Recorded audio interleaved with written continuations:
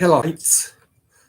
Today is my 23rd episode of Tennis Volley Talk. Reason why I'm kind of talking a little Australian today. I would have been wearing my Australian hat, but I couldn't get the headphones over it. Anyway, today is my 23rd episode, and I'm covering and give you a little bit of tidbits of who won the most ATP Tour titles in their years, and the men's and women's. And then also I will be talking to Jeremy Fieldson, which is part owner and head of tennis operations at the John Newcombe Tennis Ranch, New Braunfels, Texas. So it should be a pretty good interview. It was over the phone. What I'll do is I'll play some of it, then let you kind of hear where I was at in my tennis career, and then do also the racket of the day. So you YouTubers will be able to see the racket of the day, and also for you podcasters, if you want to see the racket of the day, you can always go to my YouTube channel, Tennis Volley Talk. So that is how you can see the racket of the day if you want to. So without any further ado, I'm going to get into the interview, and we'll take it from there. But before I do that, there is actually about 12 men on the tour, men's tour, that have the most ATP titles, tour titles. And number one, surprisingly enough, but number one is Jimmy Connors. And then Roger Federer is just a close second behind him at 104. And Djokovic is at 94, and so is Ivan Lendl, is 94. And then Nadal, he's at 92. John McEnroe, he's at 77. Rod Laver is at 72. Bjorn Borg is at 66. And Ilie Nastasi's 65. And then Pete Sampras was 64. And then Guillermo Vilas is 62. And then Andre Agassi was at 60 tour titles. So quite impressive for that many guys that have won that many titles. In the women's side, there wasn't all that many, really about the top four. And the one that led the pack was Margaret Court at 192, and then Martina Navratilova at 167, and then Chris Evert, which is 157, and then Billie Jean King at 129. And so not very many with the women, but it's some that have that prestigious title of having those many titles too. So without any further ado, I'm going to get to this interview, let you listen to it, and then I will pause it and then kind of take it from there and see where I was in my tennis career and kind of let you know my thoughts. So here we go. And thank you for joining me on Tennis Volley Talk. This is Brian Danielson. Today, right now, what I have going on is I actually have a call into somebody that knows and kind of is the inside guy with the John Newcombe Tennis Ranch in New Braunfels, Texas, Jeremy Fieldson. Thank you for joining me today, Jeremy. You're welcome, Brian. Yeah, and so you're, as I can kind of tell from the accent, you're from Australia yourself then, right?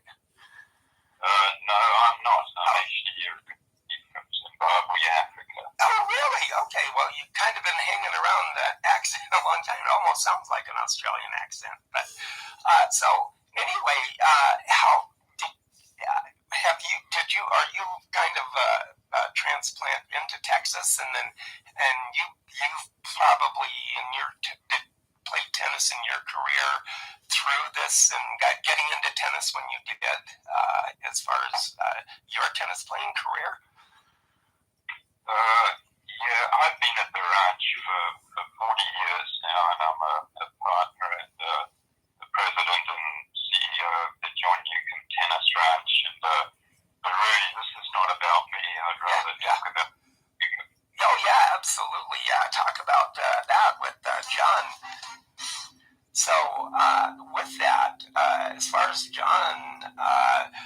being the great Australian tennis player that he was back in the day with singles,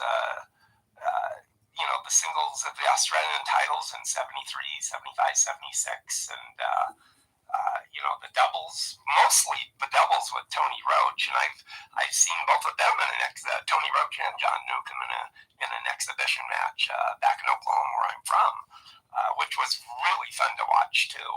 And John being the accomplished player with the Australian, French, Wimbledon, and U.S. Open victories that he had, how did he end up making his way to Texas to open a tennis ranch in Texas?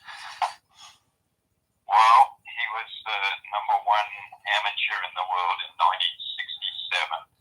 He knew that tennis was going to be going professional, and he was looking for a place to base himself away from Australia in the United States to make it easier for himself.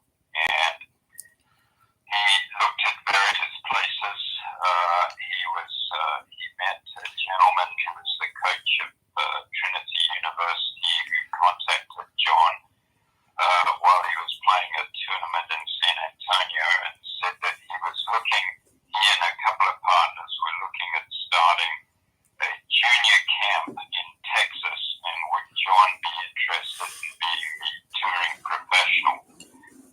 John came over, had a look at, talked to him, saw what they were planning, and said, well, I am not interested in being a touring professional, but I am interested in investing and being a partner in whatever you're trying to do. And that was 1968, the beginning of 1968. John was 23 years old, and that was how he became originally was called TBRM, and then morphed it John Newcombe Tennis Ranch. Oh yeah, and then he had his own clothing line back then too, with the handlebar mustache, and then the one eye. I actually have one of his warm-up suits still to this day. Yep.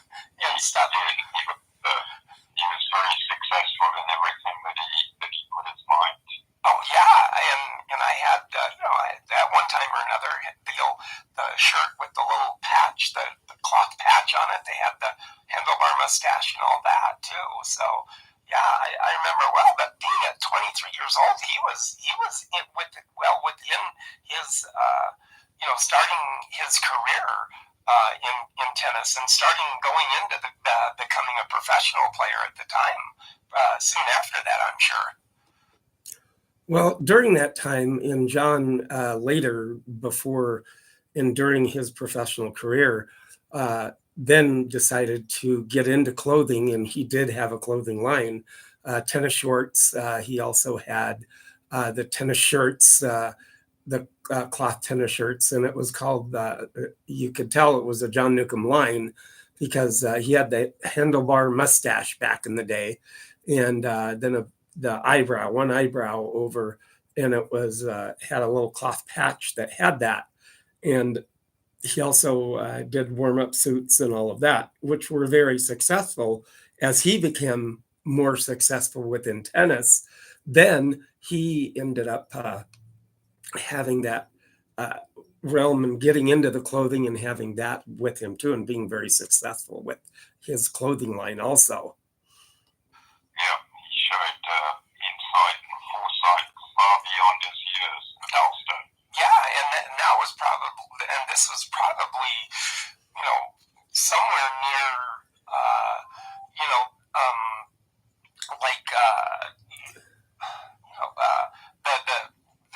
the tennis ranch, or the tennis places that sprouted up in Florida, and and all of that, with some of and that was probably just the starting of all of that stuff that he had the insight to belong to or get hooked up with.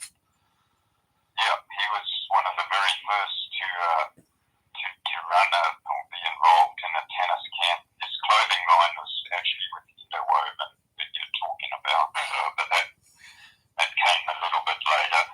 And they started running junior camps, and then they started doing adult camps.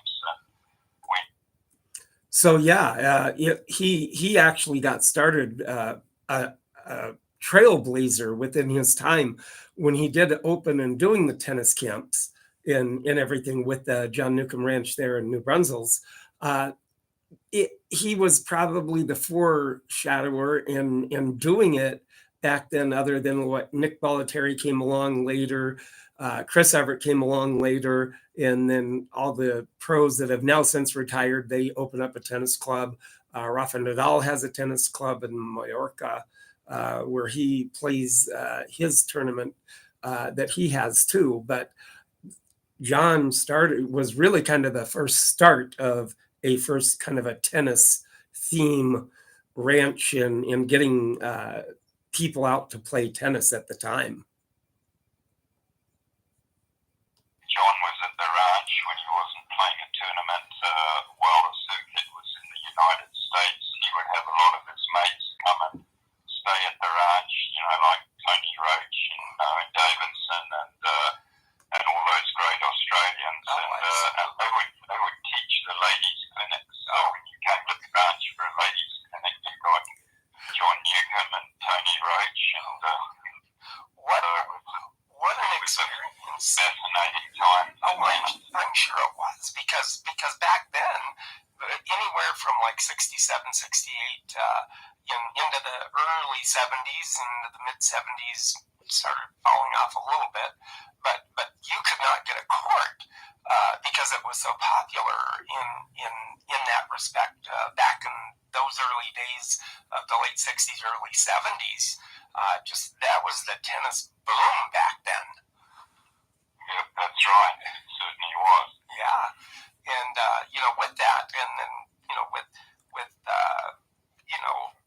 couldn't even hardly get a court. I remember when I grew up, and I was back in Tulsa, Oklahoma, but yet it was I couldn't get a court unless you knew somebody on the court at the time whenever I started playing and everything. But with that, it's just so amazing that with his insight and his clothing line and coming up with something like that, and also being able to be there whenever he could be there, and having the pleasure and the surprise to be able to have a lesson. That must, some people must still remember that to this very day, that, oh yeah, I remember I had a lesson from John Newcombe once. Yeah. There were a lot of umpires from Dallas and Houston who would come to the ranch, and they would have those clinics, and they were a lot of fun. Oh, I'm sure they were, and I'm sure that with that, it just, and being in Texas kind of almost reminded of being in Australia, because being so hot and humid in the summer also. Yeah. John loved the heat in Texas. He told me that he would train for the summer circuit. He would be running in the heat of the day in Texas when the temperatures hovered around 100 degrees, and with Alcaraz getting cramp at the French, I asked John just the other day, I said, do you ever get cramp? He said, never. He never got cramp once. Oh my gosh, that is amazing. So yeah, with that's kind of an insight that he had been talking to John just a few days ago, which was really a surprise to me. And it just kind of really was like, wow, I would have liked to have had that happen and been able to talk to John myself. But anyway, he was talking to him. And with that, but yeah, for John to be there in Texas and training in the heat for the summer circuit of the USA, in playing in the heat and everything, he was in very good shape. Being able to train in the hot, humid weather like that reminded him probably a lot of Australia back then. And you were just talking to John a few days ago. Oh, that is amazing to know in itself that you had been talking to him. Oh my gosh. Oh, that would be that's just so amazing. But with in that respect of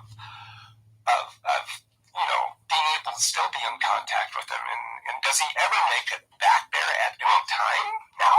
Oh, absolutely. John is the majority owner of the ranch. Okay.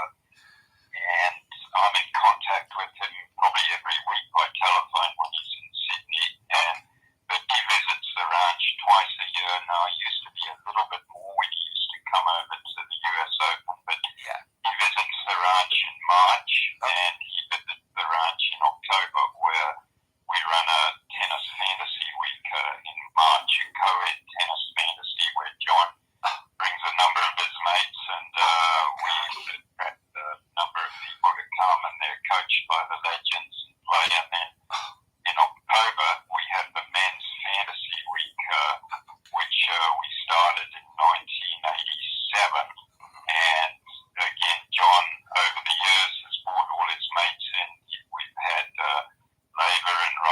and Emerson and Stolly, and they break up into teams and they draft the men into their fantasy week teams, and then they coach against each other. So, that would be somewhat kind of like a world team tennis kind of thing or something.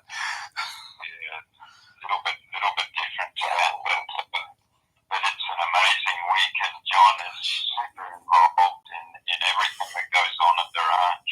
Yeah. Oh gosh, that is so amazing to know that he actually still comes and is involved still with that too. But next time you talk to him, be sure and kind of float Tennis Volley Talk on my YouTube channel. See what you like, because I do also have a collection of over 200 tennis rackets too. So I do show one of those during the podcast.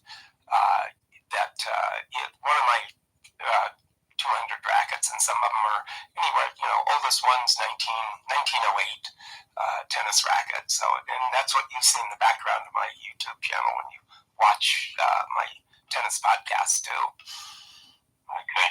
Yeah, so it's Tennis Volley Talk on YouTube, and I might have to, if that's okay with you, to maybe send a couple of business cards your way too, so to let some people know about it or whatever. Absolutely. I could certainly do that. Would thoroughly enjoy that, and if one of those cards happened to land in John's hand, I wouldn't mind it.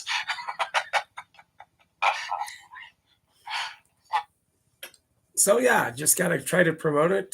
Tennis Volley Talk on YouTube. That's for you YouTubers, and for you podcasters. Here in a little bit, you're going to be seeing Racket of the Day. And so if you want to go see what I will be talking about with the Racket of the Day, then certainly go to my YouTube channel, Tennis Volley Talk, subscribe, like, let me know, comments, and even you YouTubers, if you get anything, give a comment, and do something like that. Just let me know what you like about the podcast, and if you like what I'm doing, I thoroughly like it myself. But just let me know, and by following and liking and subscribing to my YouTube. But no, I grew up in that era with the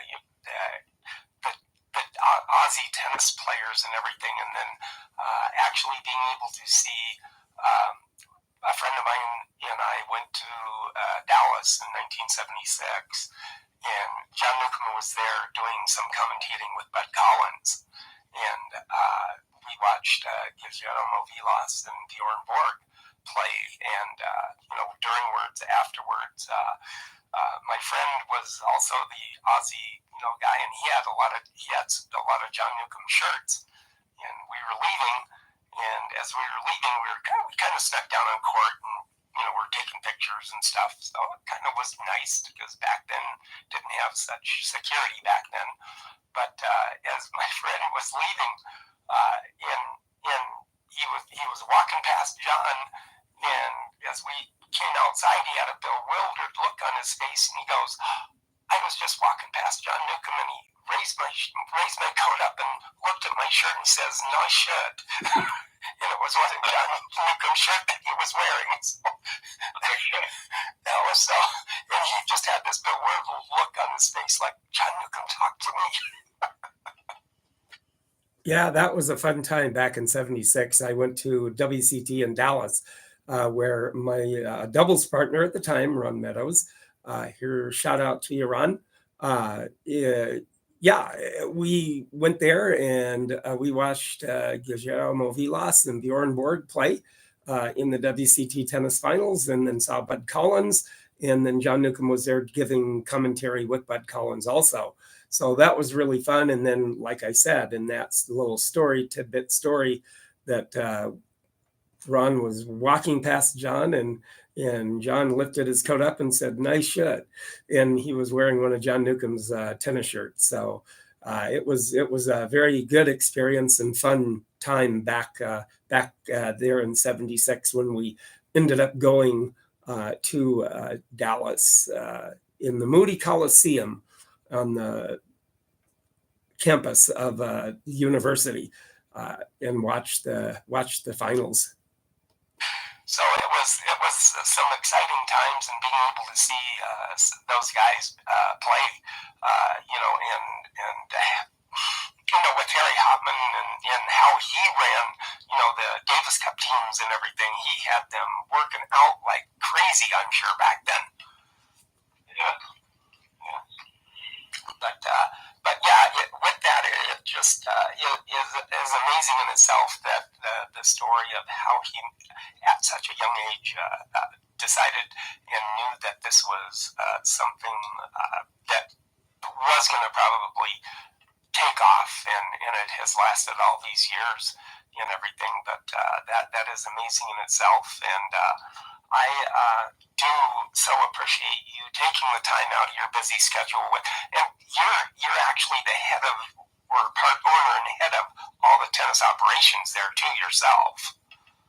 That is right. I'm a partner of John's, and as I say, I've been at the ranch 40 years, and got to know John very, very well. He's one of my great friends, and a lot of people don't realize John won 28 Grand Slam titles, including 7 singles titles. He won 3 Wimbledon titles. He won singles titles. He won 9 Wimbledon titles with all his doubles. And when he won Wimbledon, he won in 1970, and he won again in 1971. And in 1972, he was the top player in the world, and he was not allowed to play Wimbledon that year because of the Nikki Pilic boycott. Oh, yeah. So he had a chance to equal Fred Perry's record at that stage, winning 3 Wimbledons in a row. He didn't get to play that year, and then in 1973, he was again the top player in the world, and was not allowed to play Wimbledon that year again. So oh my gosh. his career, he would have had the opportunity and a very good chance of winning 4 Wimbledons in a row. Oh my gosh. If he'd been allowed to play. Oh so gosh, that is amazing. John is not only an unbelievable tennis player, but is one of the nicest men you could ever hope to meet in the world. I am sure that is so true with his years of experience. And funny enough, that John actually places 3rd of most grass court victories of all time players at 164 victories on grass. So he places 3rd behind Connors and Federer. So that's pretty elite company right there. Yeah, pretty impressive stuff. And another thing a lot of people don't realize is that John reached 10 Grand Slam singles finals, of which he won 7. And if it went to 5 sets, John never lost a 5-set final. Oh, that is so amazing to know. But with everything that he had with the singles and doubles, but mostly doubles, him and Tony Roach clicked the best together. I think he won the most doubles with Tony Roach. With that left and right combination, worked out for him really well.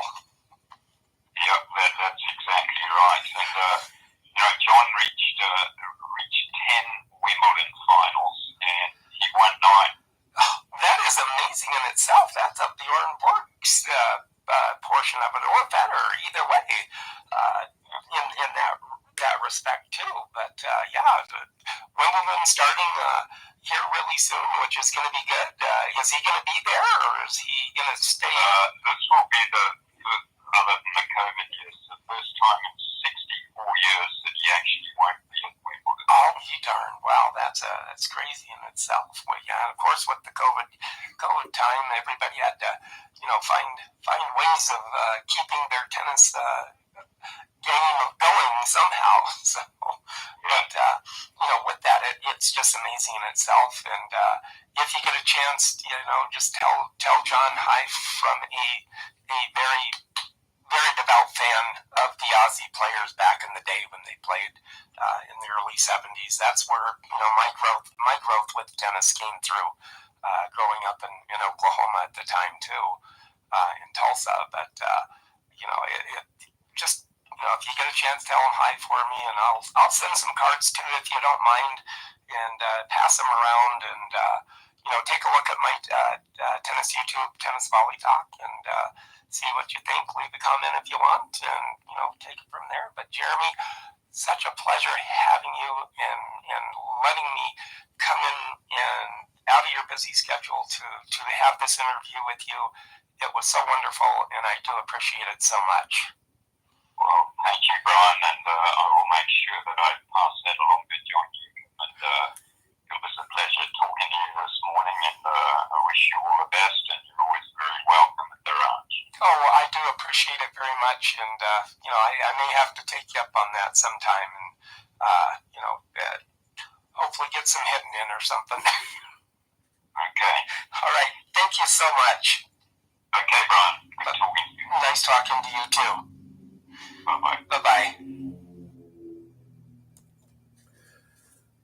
So that was it. But what an insight that he gave me with John Newcombe and the tennis playing that he did over the years, and all the tournaments that he won, and how many singles he won, and everything like that, and stuff. But today actually, I'm going to be showing you actually a racket and endorsed by none other than John Newcombe, and it's a Rawlings racket. And this racket didn't have any wood rackets, so I had this one here that had his endorsement on it, and it was usually a John Newcombe, and it probably he had a few others. This racket here is probably in the early, about 70 to early 80s, and then that's when they started coming up with the composite rackets and everything in that time, in about 80 or so. But this is still very good shape, very good string job on it, and it's John Newcombe, Rawlings John Newcombe racket, and they have what they usually called the tiebreaker racket is what they called it. But it's Rawlings that has the R on the bottom butt of the racket.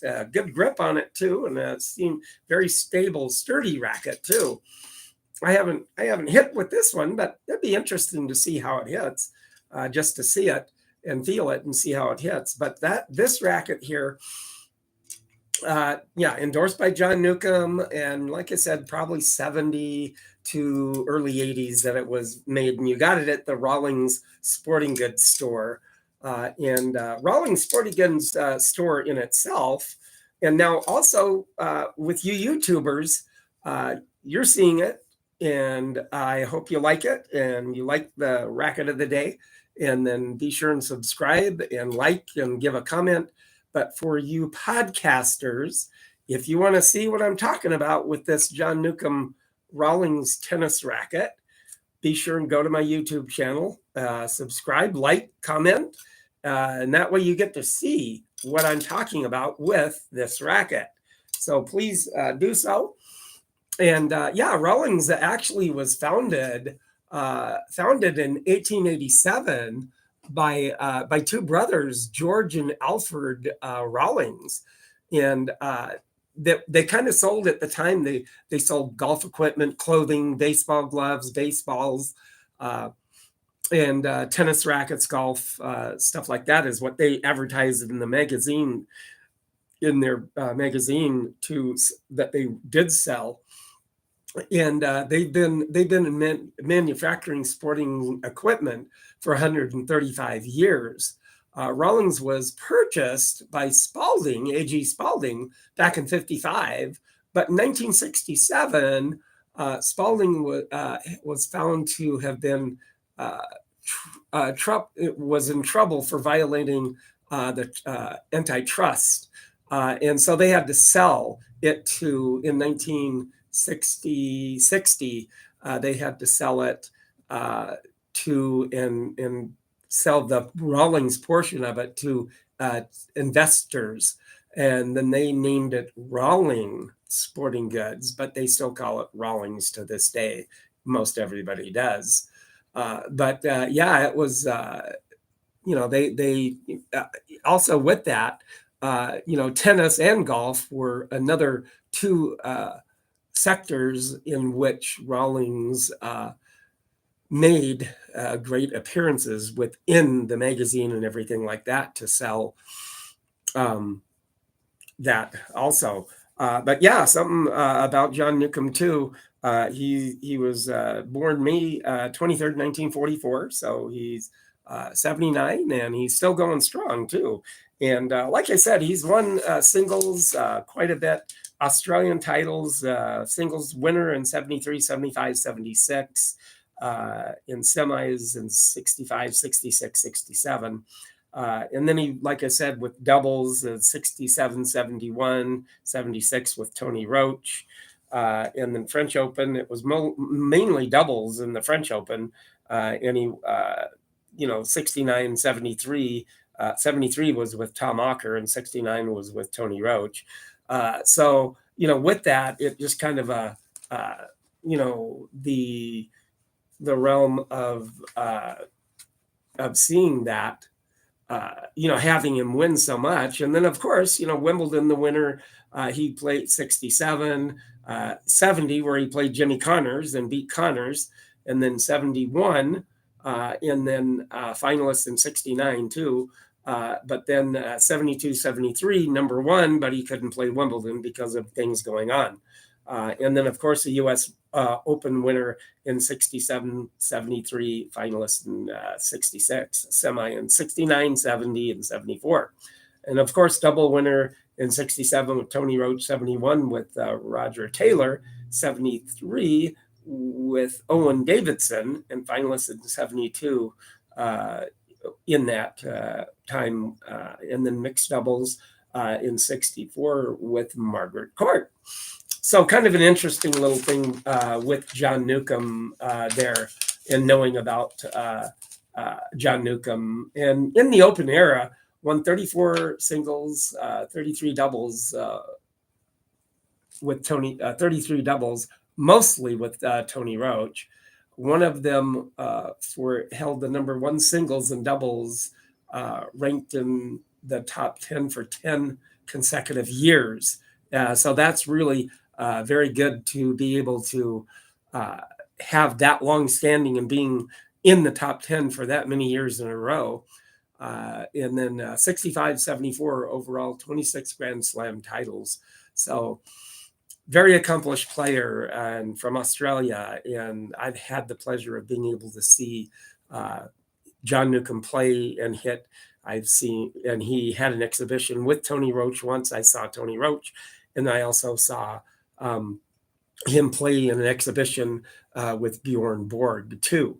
So all of that, just a wealth of information with John Newcombe. But I do appreciate you listening and watching. And like I said, you YouTubers, go to my YouTube, subscribe, like, comment. And for you podcasters, like I said, if you want to see what I'm talking about on what the racket of the day was, so you can see what I'm talking about, then you can certainly go to my YouTube and see that racket also. So I appreciate it very much. And everybody getting out and playing, it's getting nice out in the summertime. Get out, have a good week in tennis. And thank you very much. And everybody have a good week. Thank you.